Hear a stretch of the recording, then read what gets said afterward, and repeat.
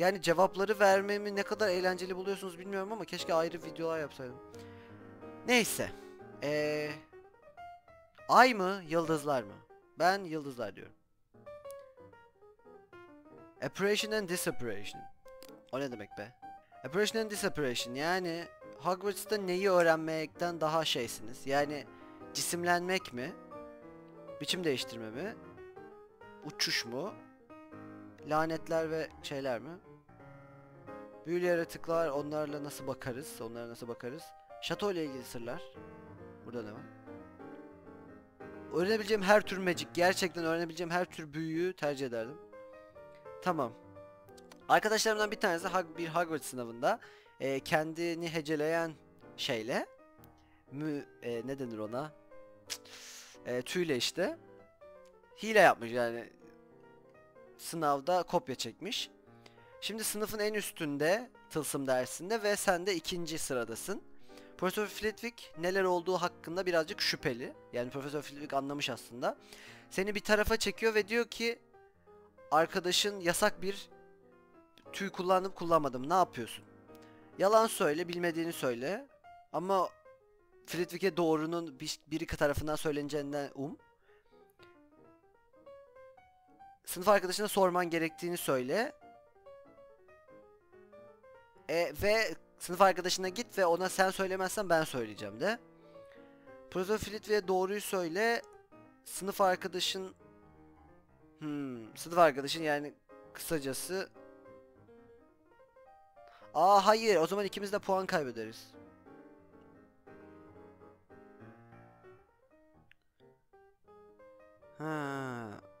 Yalan söyle bir de yani kısacası. Ya ben açıkçası yalan söyler miyim bilmiyorum.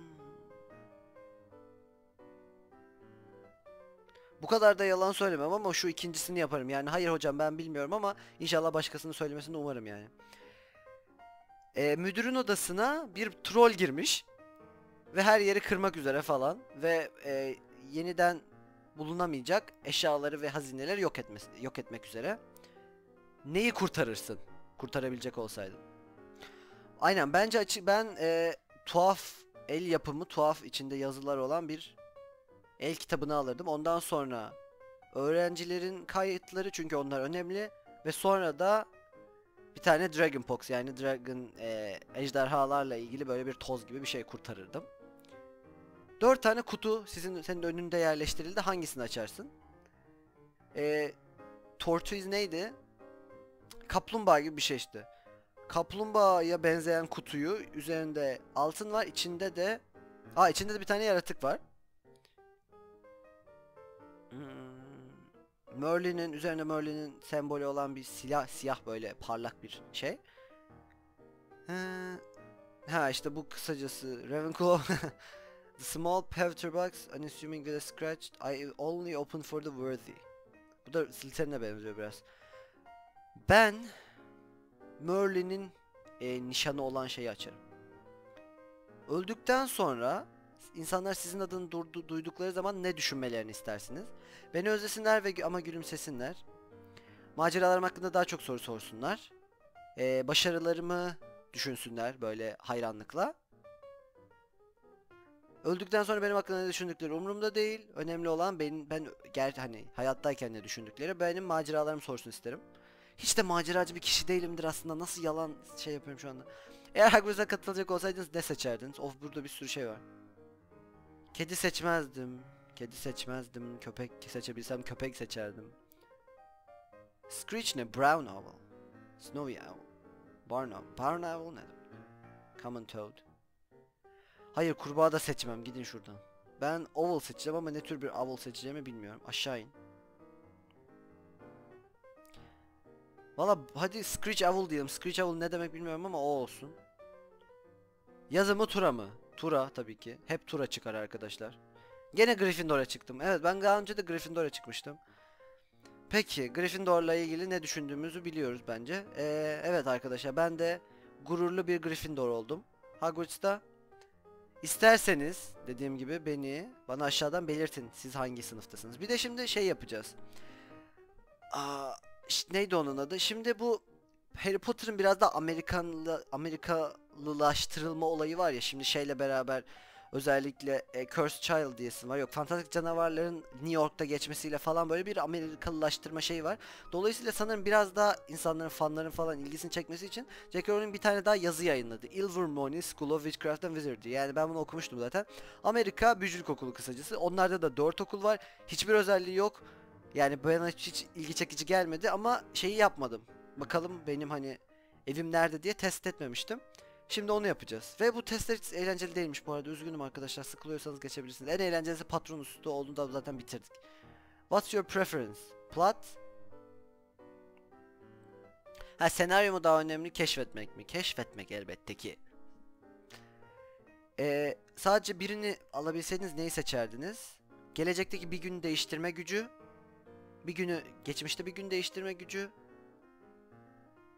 Bir insanı hasara karşı sonsuza kadar korumayı yani. Birini ölümden geri getirmeyi. Bir hastalığı dünya çapında iyileştirmeyi, kanser gibi mesela. Eradicate.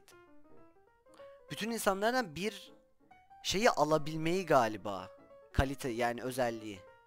Her şeye, her cümleye tüm şeyi bilmeli. Ben açıkçası bunu isterim. Özellikle derslerde çok yardımcı olurdu her soruya cevap bilmek. Who am I? Benim inançlarım sürekli değişiyor. Özellikle şu zamanlarda her türlü konuda. Bir de biz şimdi felsefe görüyoruz. 11. sınıfta siz de göreceksiniz. Cidden yani böyle bir şeyleri keşfetmek cidden ilgimi çekiyor bu aralar yani. What would you exchange for your heart's desire?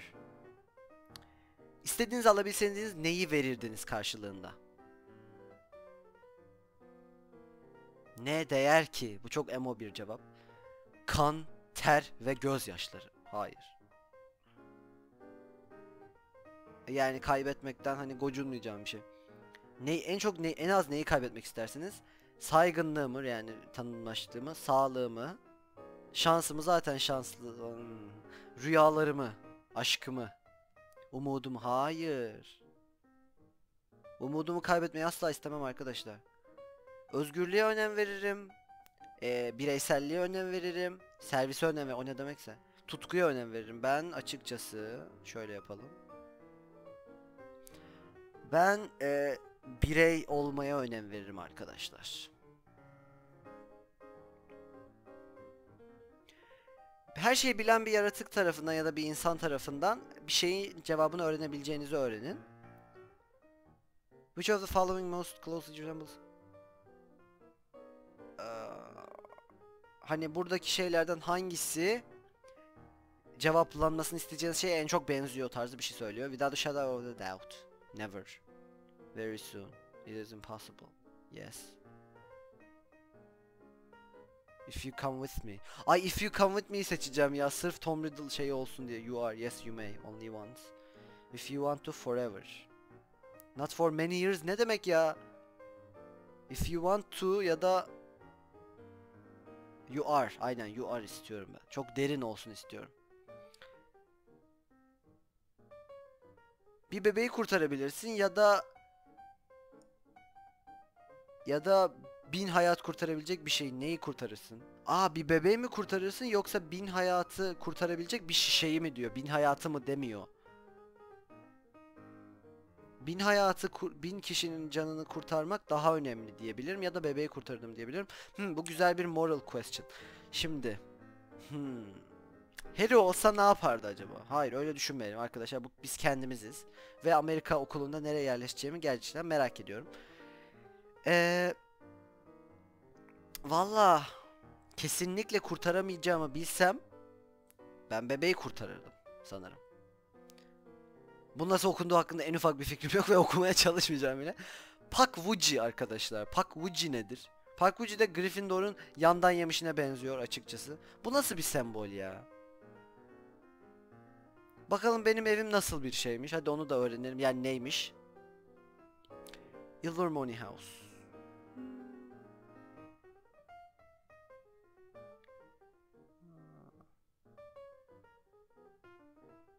Genelde şifacılar çıkarmış bu evden.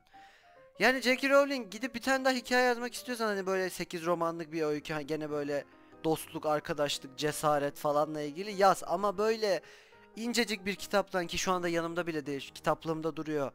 O kitaptan 3 film yapacağım diye böyle kıçından işte Amerika Büyücülük Okulu uyduruyorsan uydurma. Cidden sinir oluyorum çünkü. Neyse, şimdi yapacağımız şey, her şeye bakalım. Yani benim şeyim arkadaşlar Deer Hunt'mış, patronusum. Yani keçi tazı tarzı, neydi onun adı ya? İskoç geyik tazısı patronusum. Gryffindor evim. Ee, Pukwudgie evim. Ve Redwood bir wit, anka tüyleri ve 13 inçlik esnek bir asam var. Bu da böyle bir şey oldu. Pottermore bölümü gibi bir şey oldu. Bir de Ilvermorny temamızı kullanalım. O nasıl bir şeymiş? Ha, Ilvermorny temam mavi. Gryffindor olan da kırmızı, çünkü ben şeyim, Gryffindor, yani Hogwarts. Tamam arkadaşlar, izlediğiniz için teşekkür ederim. Bu böyle bir video oldu. Hoşunuza gittiyse beğenmeyi unutmayın. Yine böyle testler yapmamı isterseniz Harry Potter'la falan ilgili, bu aşağıya yorum bırakmaktan çekinmeyin. Sizin kendi sonuçlarınızı da benimle paylaşabilirsiniz. Yorumları okuyup hep cevap veriyorum zaten, biliyorsunuz. Başka bir videoda görüşmek üzere. Umarım dediğim gibi hoşunuza gitmiştir. Walking Dead soranlar için de Walking Dead videolarım var ama içimden yüklemek gelmiyor. Çünkü izlenmiyor açıkçası. Yani bu da böyle bir şey.